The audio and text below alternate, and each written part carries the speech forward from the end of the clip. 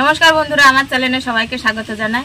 আজকে রান্না করব পটল চিংড়ি। তবে বন্ধুরা সাথে থাকো, দেখতে থাকো, আমি পটল চিংড়িটা রাঁধতে থাকি। বন্ধুরা, পটল চিংড়ি করতে গেলে তো পটল লাগবেই একদম। দেখো পটলগুলো কেটে নিয়েছি, আর দেখো কি কি নিয়েছি। দেখো এখানে পটল, এখানে চিংড়ি, আর এই যে শুকনো লঙ্কা বেটে নিয়েছি, আদা জিরে বেটে নিয়েছি, এই যে একটা আলু নিয়েছি, আলুটা একটু বেশি বড় হয়ে গেছে, আর একটা টমেটো নিয়েছি কেটে।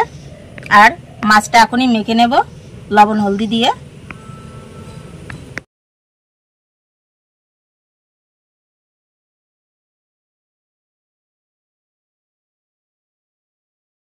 দেখো বন্ধুরা, পটলের ভিতরে আমি কি করে ফেলে দিচ্ছি। এখন পটলের বীজ হয়ে গেছে, কারণ ভাদ্র মাস তো খেতে পারবো না, ভাদ্র মাসে পটল খেতে নেই, তাই এই মাসে পটল চিংড়িটা খেয়ে নেব। তাই আমি ভিতরে বীজটা পেকে গেছে, তাই আমি ফেলে দিচ্ছি ভিতরে। এই দেখো কি সুন্দর বের করে নিয়েছি। এবার সুন্দর করে ধুয়ে নেব। বন্ধুরা, এবার চিংড়ি মাছটা আমি লবণ হলদি দিয়ে মেখে নেব। এই লবণ দিলাম, এই হলুদ দিলাম, সুন্দর করে আমি মেখে নেব। এবার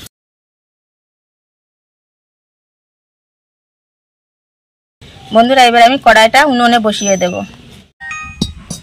কড়াইটা বসিয়ে দিলাম, সরষের তেল দিয়ে দেব।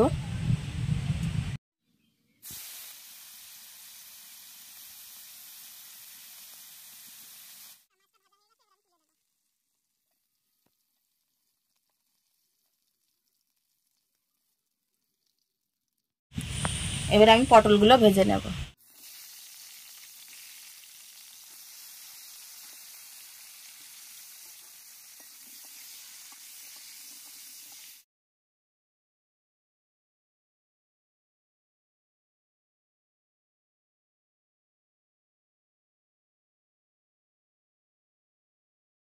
এই তেলে আমি আলুটা আবার ভেজে নেব। বন্ধুরা, আলু ভাজছি তো, আলু ভাজার ভিতরে আমি আদা বাটাটা, জিরে বাটা আর লঙ্কা বাটাটা একবারে দিয়ে আমি ভেজে নেব।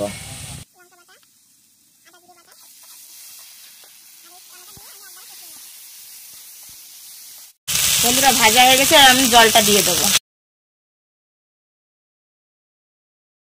লবণ দেব পরিমাণ মতো, আর একটু হলুদ দেব।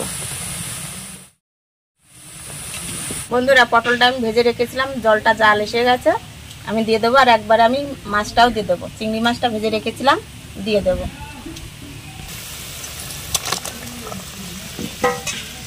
একবারে মাছটাও দিয়ে দেবো।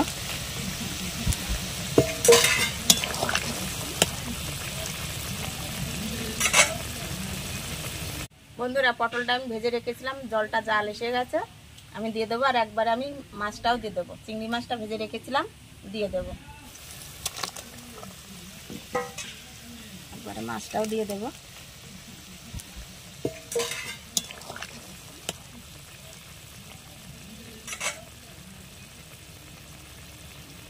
বন্ধুরা, তরকারিটা আমার হয়ে এসেছে, আমি এবার গরম মশলা দিয়ে নামিয়ে নেব।